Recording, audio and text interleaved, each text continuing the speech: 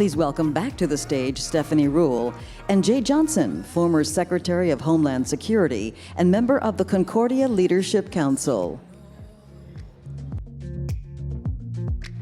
Oh, you're the far seat.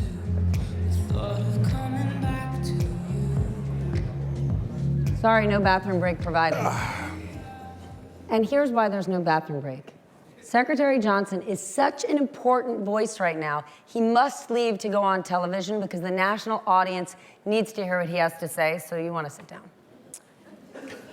Thank you, first of all. I can't think of a better day to speak to you. Welcome. Earlier this morning, we saw President Trump speak at the UN. Something that stuck out to me, he said, the future belongs to patriots. It does not belong to globalists. How do you take that? Well, first, to make this transition a little more smooth, it was prompt. I happen to be the chairman of the Uber Safety Advisory Board, which is an advisory position. And I can tell you from that experience that the company's commitment to safety, public safety, driver safety, rider safety is very genuine. Now, having said that, let's move on. When I hear statements like that, I think the future of the planet belongs to your kids and my kids. They own this planet. We are just temporary occupants. And it is good to see more and more people, more and more young people, paying attention to climate change, global warming, such that for many people, it is now the #1 issue that our national leadership needs to address. So this morning's speech at the UN was, I think it's fair to characterize as an America First speech.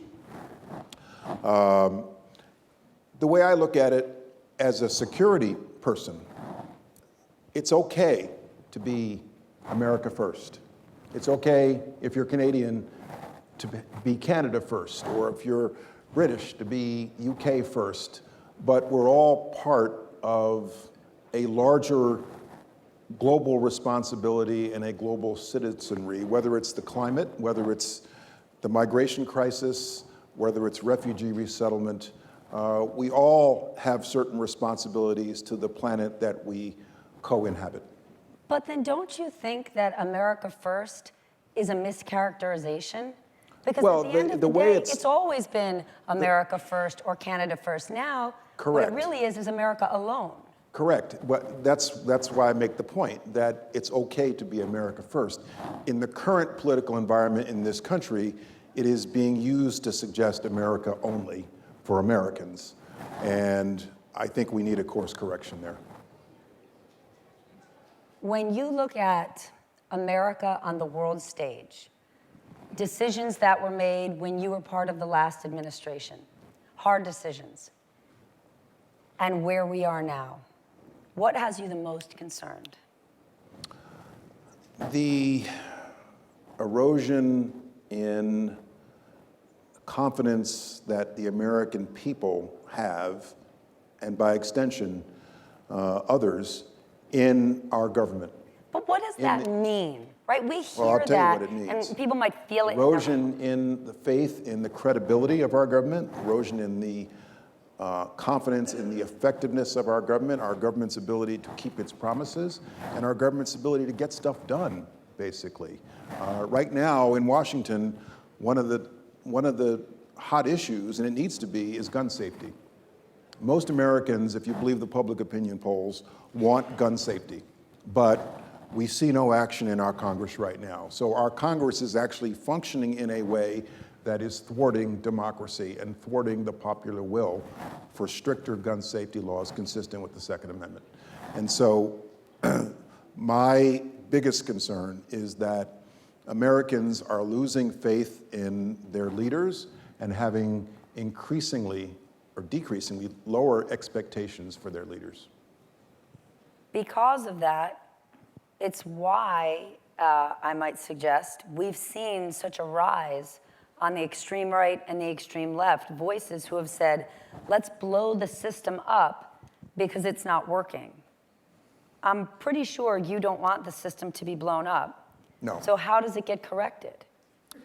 Well, fortunately in this country, we have what I ascribe to as the pendulum effect in American politics. Every 4 to 8 years, and we know this from recent history, every 4 to 8 years, Americans want something radically different from what they had before. So after Nixon Ford, we got Jimmy Carter, who carried his own bags. After Jimmy Carter, we got Ronald Reagan, the actor.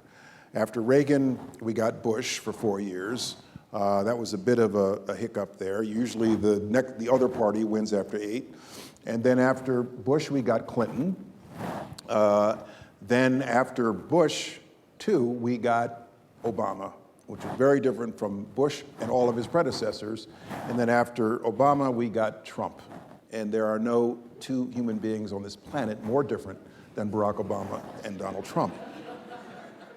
And I believe the pendulum will swing back again. As somebody, whether that's in a year, in 2 months, or 4 years and change, we will have to see. when you think about conflicts or crises that President Obama had to face, Yes. are there any that I'll give one. The Ebola outbreak.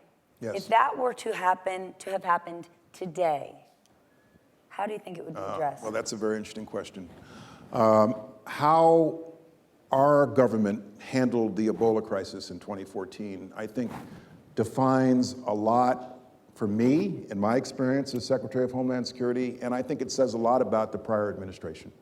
So when you're the security person for our government, you think in those terms. You think of always buying down the risk to the homeland.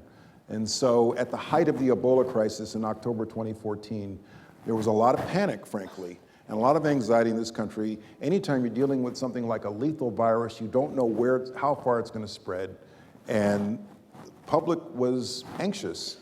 And so I considered suspending visas from the 3 West African countries to reduce the risk that any further travelers infected with Ebola could come to the United States. Buy down the risk. As Homeland Security person, you're always thinking about buying down the risk.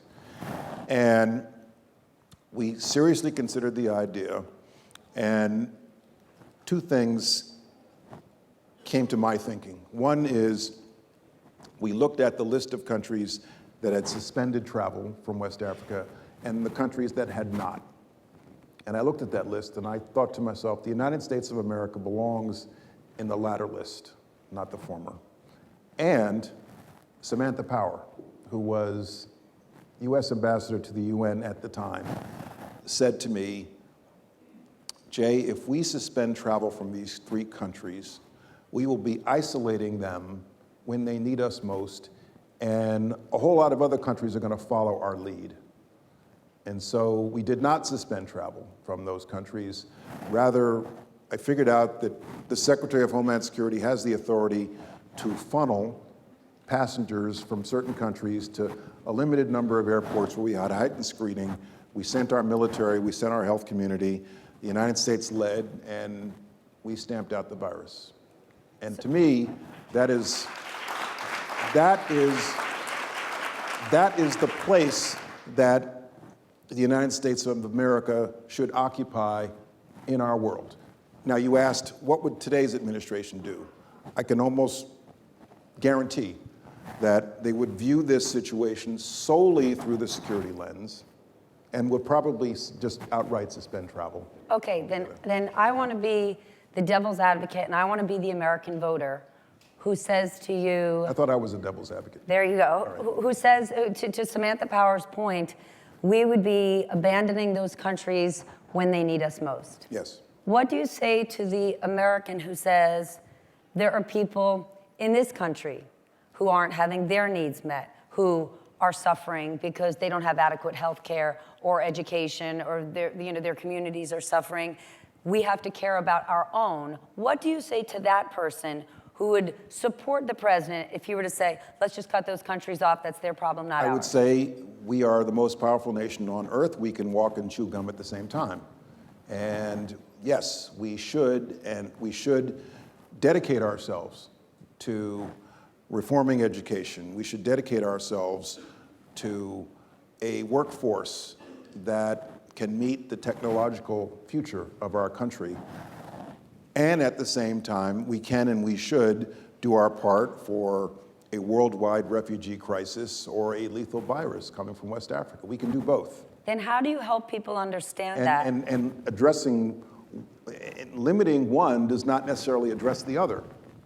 And the person who says back to you, yes, in theory, we can walk and chew gum at the same time, but we're not because I'm suffering. What do we say to that person? Well, that's a failure. That That's a real. failure of our democracy and our system that has nothing to do with Ebola. It has something. But the two it are has getting everything conflated. to do with a failure to address the problem in its immediate form. So, you talk to me about gun safety and mass shootings and mass violence in this country, and I can show you ways consistent with the Second Amendment to make it harder for a deranged violent person to get his hands on an AR-15. But that has nothing to do with illegal immigration. But that conflation that I laid out for you is part of the root right now of why we see this anti-immigrant sentiment. And as Correct. someone who truly understands couldn't agree more. safety, we have so many people who are now saying, my school stinks, my town stinks, my job stinks.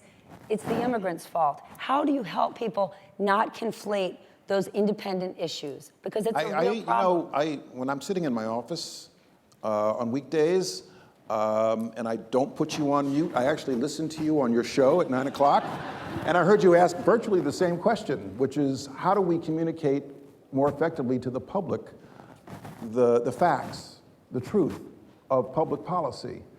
I learned in Washington that sometimes you have to repeat things 18 times before somebody will hear you. I used to talk constantly about how, at least when we were in office, illegal immigration was a fraction of what it used to be. It used to be a way worse problem 20 years ago. And you ask a lot of Americans, they think it's worse because of the political rhetoric. And so I used to constantly talk about the investments we have made in security on our southern border and how illegal immigration in the years 14, 15, 16 was a fraction of what it used to be. And I repeated it constantly, and eventually, mainstream media started to repeat it and cover it. So you have to repeat it over and over and over again. How concerning to you is that? Right? As long as we're talking immigration, when the president, and I don't want to make this partisan, it's more about the environment we're living in, but when the president gets up and says, listen, I'm tired of immigrants coming to this country and immediately going on the welfare system. The truth is, they don't. Most immigrants aren't even eligible. But the American people don't get to hear that truth. How much does that worry you, that more of that information is getting to the American people who are open to that, and then they start to believe this anti-immigrant idea? It is so easy in people's minds to villainize someone else for their suffering. I happen to believe that leaders, elected leaders, those who aspire to lead us, have a basic responsibility to engage in civil dialogue, to propose things that are responsible, that have a plausible chance of gaining the support of the American public. I gave a speech on this a couple of years ago and was pleased to find out that Harry Truman said almost the exact same thing in the early 1950s after he left office. And we've gotten way too far away from that basic principle. I think it's incumbent upon our leaders to be responsible in their dialogue because they have the largest microphones. President Trump has by far the largest microphone in this country. And when I was in office, just as Secretary of Homeland Security, I tried to strike the balance between not scaring the public. John Kelly, my successor, said, and he's a friend of mine and I have a lot of respect for him, said once publicly, I feel a butt is coming. If you knew what I knew, you wouldn't get out of bed in the morning. And I would never say that to the American people. That doesn't serve any constructive purpose except to scare people. So we have to strike a balance between accurately and faithfully communicating what our problems are, what the risks are, what our security situation is, and then say, and here are the 10 things that I'm doing to address it for you on your behalf. And people understand that you cannot eliminate all risk, you cannot eliminate all danger, you cannot eliminate all illegal immigration in a free and open society, and they will accept it as long as they know that their leaders are working faithfully and diligently to address the issues. So you've clearly just said to us you're not going to tell us how scary the world really is, but I do want to ask you about Afghanistan. Yes. How much of a military presence do we need there? When we think about how long we've been there and the age of the young people there who are serving, do they need to be there in We've what been in capacity? Afghanistan for 18 years. Most of Afghanistan, and I think this is true from the last time I was there, is ungoverned space. It's largely tribal. What does that mean to us who've never, what does that It look means the national government does not touch most of the country. And I believe the answer in Afghanistan is to maintain a military presence sufficient to ensure that neither Al-Qaeda or the Islamic State can establish a caliphate there or reestablish a caliphate. So I think the mission in Afghanistan, with the consent of that government, largely should be counterterrorism for the United States. Not nation building, not trying to reform the society, but I think we need to maintain enough of a presence there to ensure that our homeland is safe and our counterterrorism needs are met. Before we go, I work in a business that, for good or bad, scares people often and can be alarmist in many ways. A lot of things have changed in the last 3 years. But do you believe the United States' position has changed in terms of being the world superpower? In terms of being, I'm going to redefine your question, in terms of being a beacon of liberty, hope, freedom, and freedom to travel, freedom of expression, freedom of religion, long term, our country will not change and has not changed because those values are too ingrained in who we are as Americans. And as I said earlier, I believe in the pendulum theory of American politics, and so there will be change at some point. All right, well, we'll soon find out. Secretary, thank you so much. Jay Johnson, thank you. Thank you.